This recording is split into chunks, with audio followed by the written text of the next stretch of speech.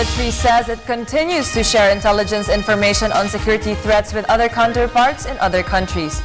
While no such threat has been monitored, authorities stress the need for the people to remain vigilant. Dina Pagibitan has the details.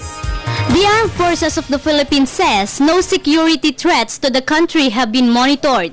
Deputy AFP Chief Major Emmanuel Garcia gave this assurance in the wake of the Boston Marathon bombings that killed 3 people and wounded over 170 others. We convey our sympathy to the American people dahil yan ay ang terroristic attack ay atake not only against one particular nation pero that is an attack against humanity, and sana ay hindi na maulit ito at sana ay mahuli na yung mga perpetrator nitong bombing na ito, at hindi lamang ito, lahat pa ng mga previous bombings, and sana wag nang maulit.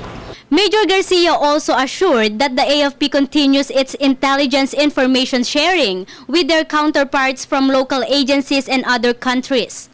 Major Garcia appealed to the public to always remain vigilant even in the absence of any security threat. Ang panawagan lang natin sa ating mga kababayan is to be vigilant, do not panic pero be vigilant, report any suspicious individual or things na makikita nila, ipagbigay alam kaagad ito sa mga otoridad upang makagawa ng karampatang action ang ating kapulisan, ang ating kasundaluhan, ang mga appropriate government agencies. For People's Television, Dina Pagibitan.